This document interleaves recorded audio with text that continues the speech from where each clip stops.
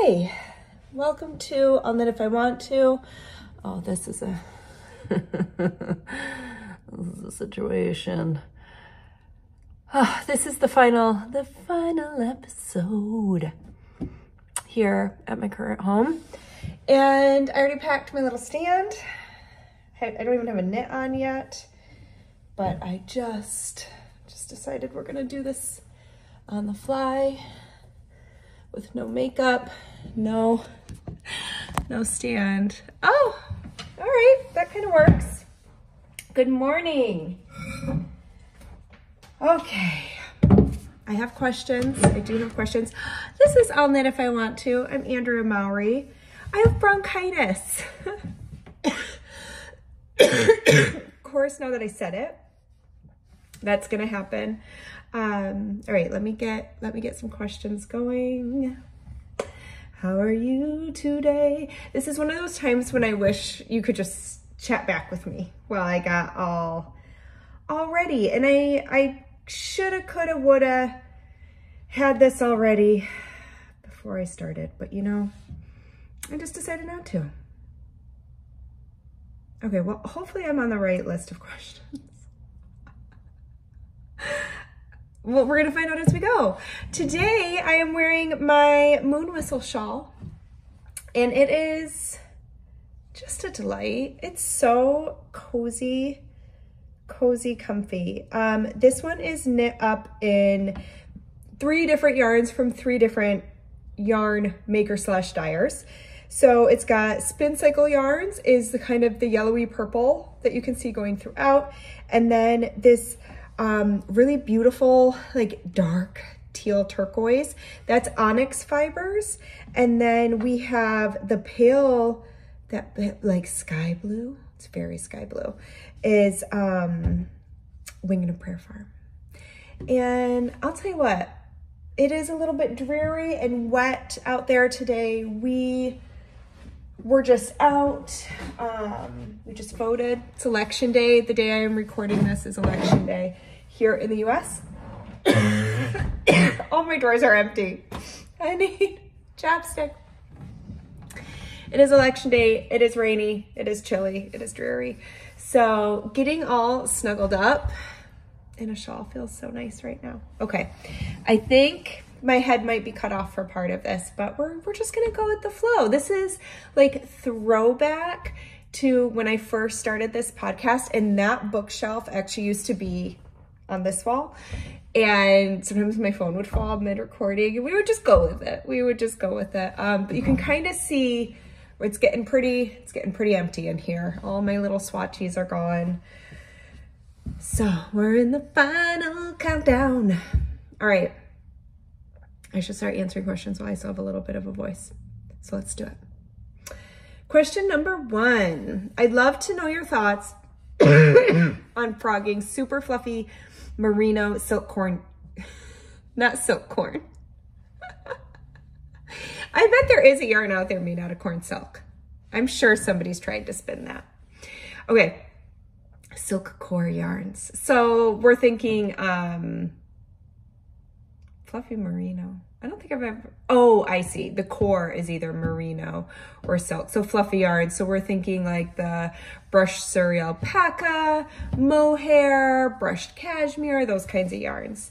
I knit a cardigan with the fluffy yarn, and the fabric was amazing. But after a few wears, the fluff of fibers have gone down, leaving visible holey stitches. I've tried re-steam blocking and then fluffing with a sweater brush with no success. I am considering frogging it to reuse the yarn with a smaller needle, but am worried I'll do even more harm to the yarn. Are there special things to consider when frogging these fluffy yarns? How can I keep my fluffy sweaters from deflating? I recently knit a nebula with a fluffy alpaca and do not want it to suffer the same fate. Okay, so it does sound like your cardigan that you knit, you said cardigan, right? Yeah.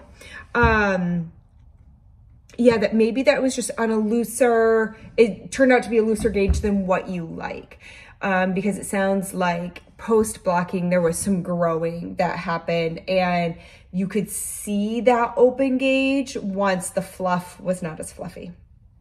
So I do think maybe knitting those on a slightly smaller needle. I actually had a friend who just knit Broom, my sweater that I released last spring, and her sleeves grew so much that she's gonna have to undo them and take them back. And I think the body grew too after she wore it a few times. We're like, mine hasn't grown at all. And so we think her gauge was bigger, and it just allowed that fabric to kind of like, and stretch out, where a little bit of a tighter gauge kind of kept it locked up,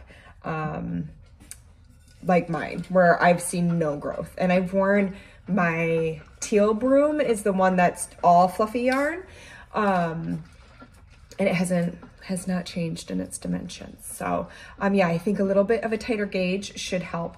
Now, as far as keeping them fluffy, that's so interesting that you said you tried. So I would try even just reblocking it, wet blocking it.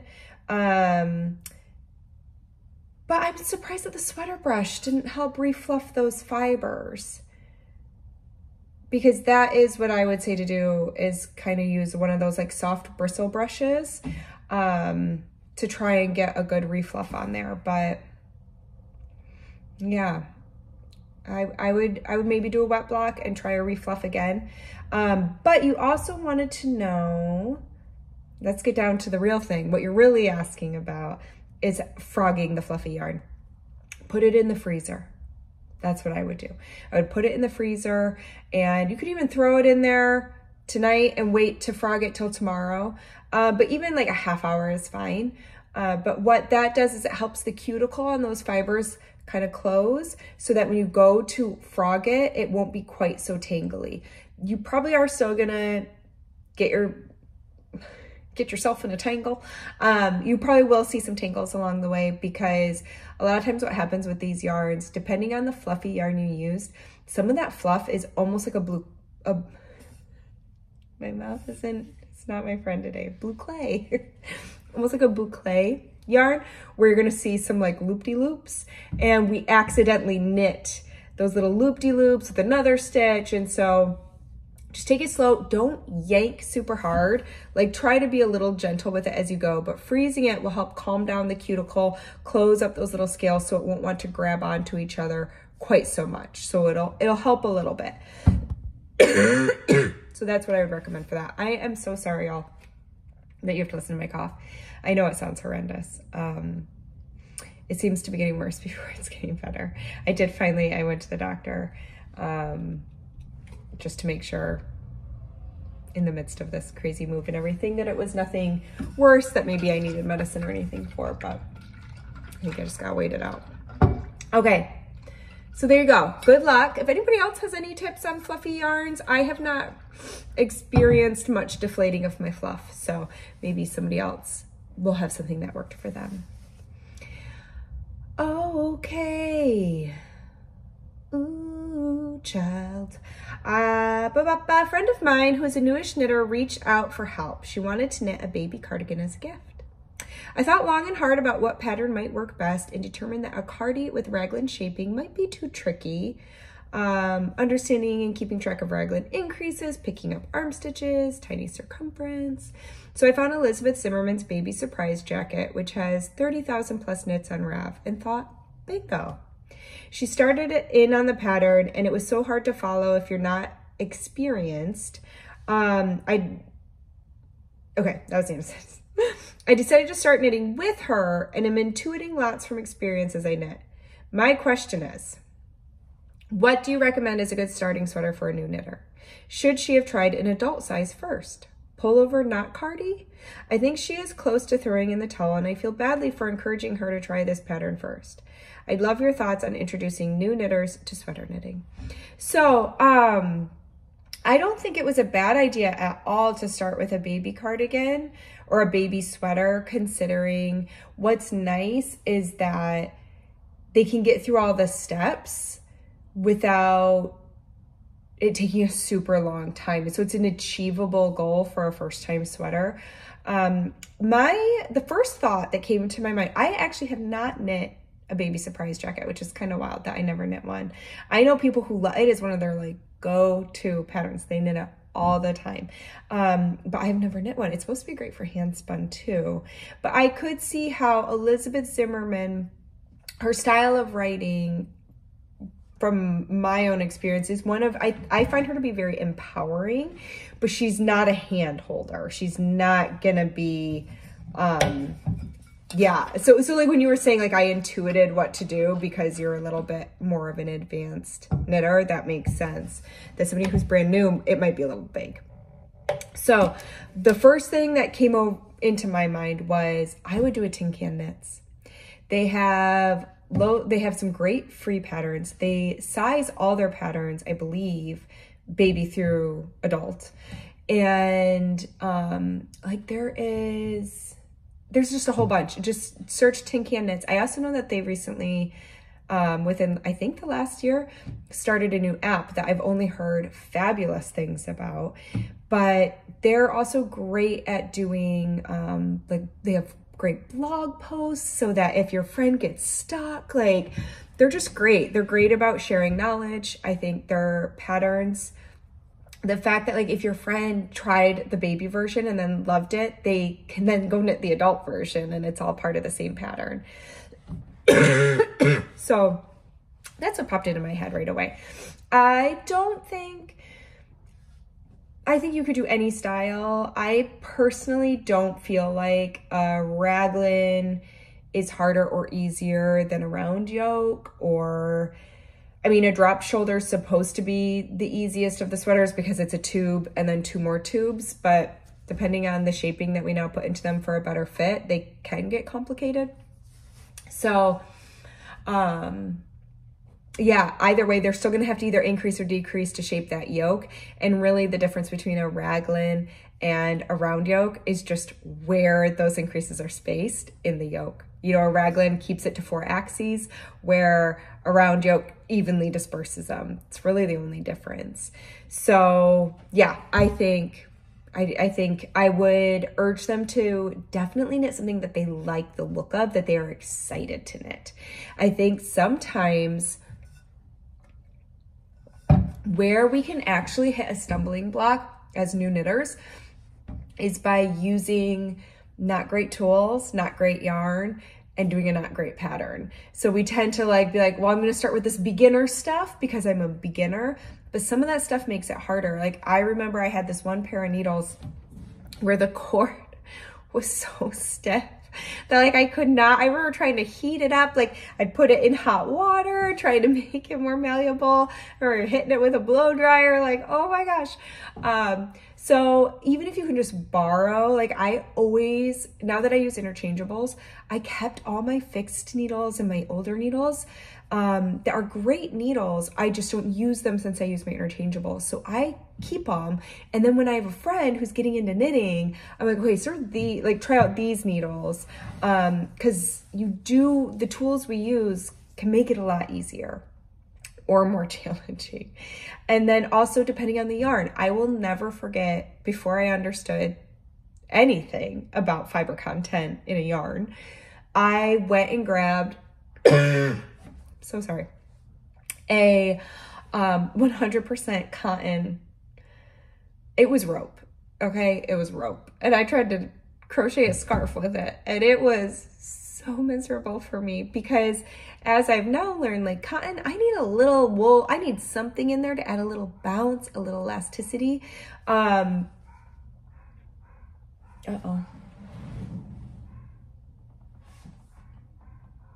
Well, that is our doorbell, but I'm gonna hope that my husband gets it. We're gonna do a little intermission here. My apologies. This is gonna be one rough little video for our last video from Maine. It's gonna be like the most, oh my gosh, slapdash one I've done. Okay, back to what I was thinking. So, can you hear my dog? I also don't have my headphones because I don't know where those are. Oh, geez. What was I saying? That's a bummer. Ooh, child, things are gonna get easier. What in the world was I going on about?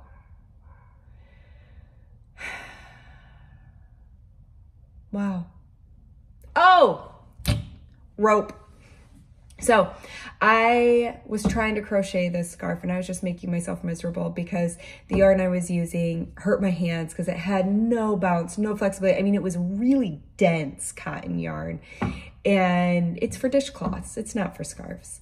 So at least not at the gauge I was knitting it at. I mean, a hot pad, it would have been a great hot pad. I could have probably just stopped after 6 inches and made a hot pad. So, and then patterns. So making sure that we are choosing a pattern that you feel excited about, that you can't wait to see how it's going to turn out, that has hopefully been tested, tech edited, those kinds of things. I love that it sounds like you did look for a pattern that a bunch of other people had knitted.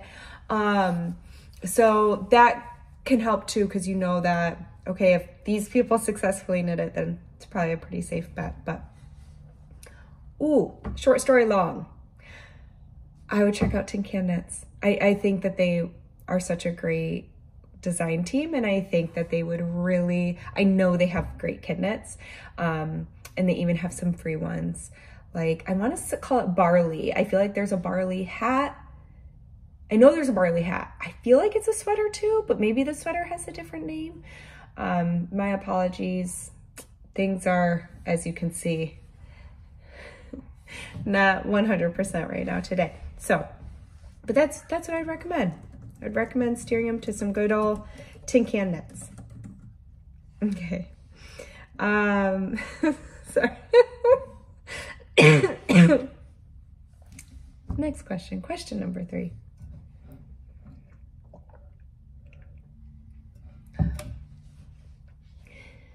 I'm a self-taught newish knitter. Every time I gauge swatch, I'm always off. Usually my gauge is too tight. Even when I increase needle sizes, it seems my gauge never changes. At some point, the needles are so big, my gauge finally matches, but the fabric is awful. I must be doing something wrong, but I have no idea what it is. Do you have any thoughts? So I have a few, and here they are. So, number 1, how big are you knitting your swatch? Because this feels familiar. I feel like I've had similar things. And what I'm wondering is if you are just knitting a little bit, like an inch, and then you feel like it's not changing and it's still on the needle and you're kind of trying to measure. So I'm wondering about that. I'm wondering, are you wet blocking these swatches? That's gonna change them. So here's what I would do. I would make sure you are knitting a big enough swatch that you can measure. One of the few things I haven't packed. This is a little gauge ruler. This is my favorite one. It is from Colburn Woolens. And I have had this thing for a very long time, probably 8 years. And I love it because I love this big box in it, but I really love this. This is 4 inches or 10 centimeters. Focus on this. And so what you need to be able to do is on your swatch, you need to be able to measure that full distance, both horizontally and vertically, without your edges.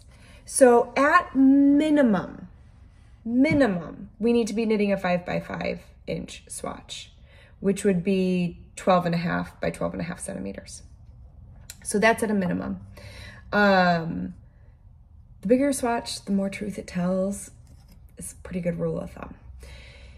So if you are doing itty bitty little swatch, what I used to do is I would knit just enough on my needles to where I could fit a ruler. I would not bind off. I would knit just enough to where I could measure an inch. I mean, I would also only measure an inch you know, and be like, okay, that's gauge. And then on my happy way I went. So we want to knit our swatch minimum of 5 by 5 inches, 12.5 by 12.5 centimeters. We want to bind it off. We want to wet block it. So you need to go put it in a bath, let it soak for 15 minutes, squeeze it out, lay it out to dry. Don't pin it. When a lot of times then we want a perfectly square, pretty swatch. Don't do that. Just lay it out flat to dry. Unless you're going to pin open whatever you're knitting, you want to treat your swatch the same way. If your project is knit flat, knit your swatch flat. If your project is knit in the round, knit your swatch in the round, unless your pattern says to do it differently. So when you wet block it and you've knit a big enough swatch, you should be seeing a size difference when you change needles. If you still feel like you aren't, it looks like there's like a piece of gum. Look at it, like a chewed up piece of gum on this little door to my desk. Gross. It's probably just putty, but I don't know how it got there. Anyways. So those are the rules to some good swatching. If you still feel like you aren't really seeing much of a difference between needle sizes, what I wonder is happening if you're a new-ish knitter. When I was a new-ish knitter, up until I was probably not so new anymore, I would kind of strangle my knitting a little bit. I was a really tight knitter. I mean, it's my type A personality would come out on my needles, and I would really, you know, especially because I always wanted my knitting to look real even and nice, and so I would kind of, ugh.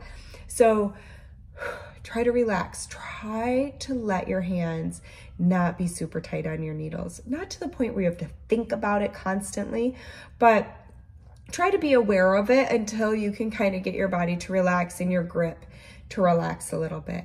It might help you to try knitting in the other style from which you knit. So if you are currently an English style knitter, meaning you hold your yarn in your right hand, maybe try continental style knitting where you hold your working yarn in your left hand, or vice versa.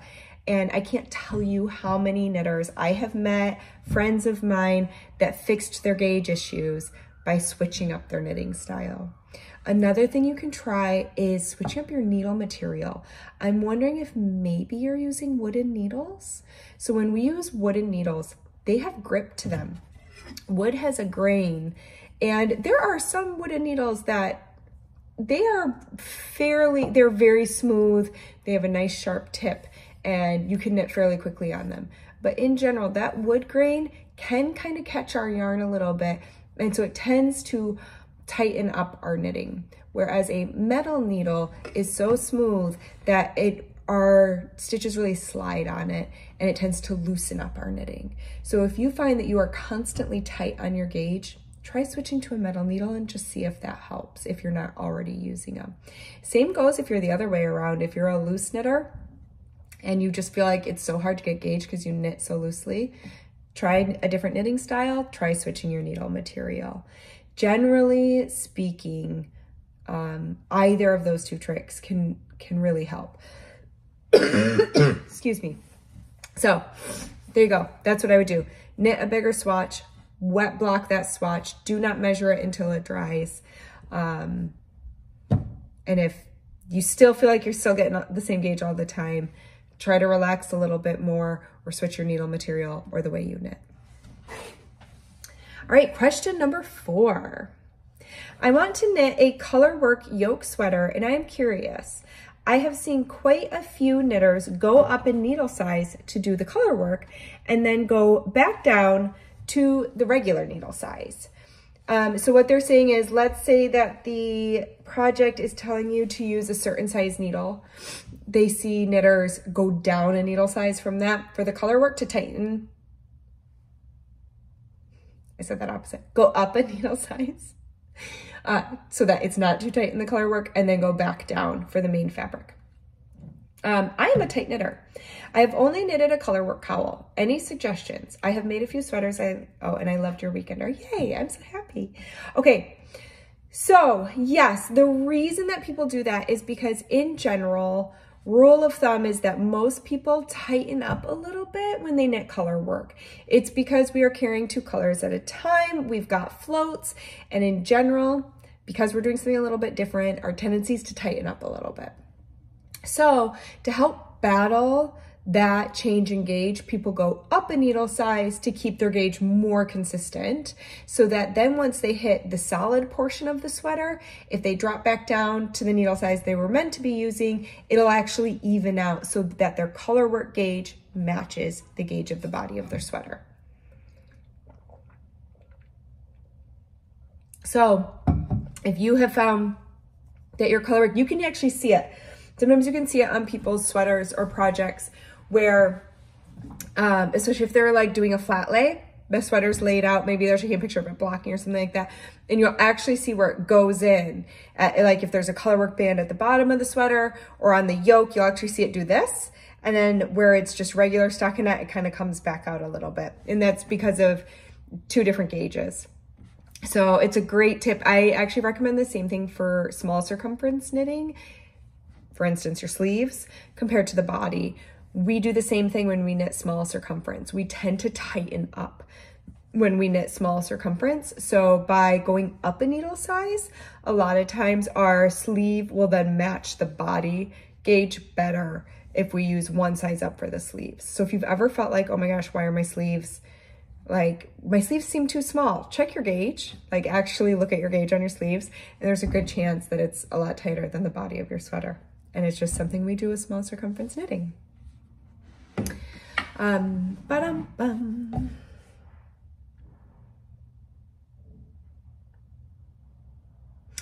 I think I answered this question last week. I think I must not have picked a 5th one. I'm gonna check real quick.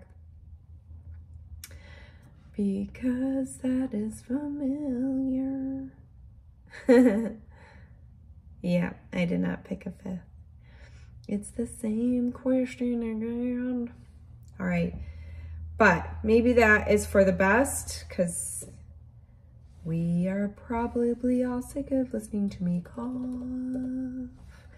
So again, I am wearing Moon Whistle, and it is feeling so comfy. I'm gonna try and get out for a little walk, and then I gotta finish packing up my house.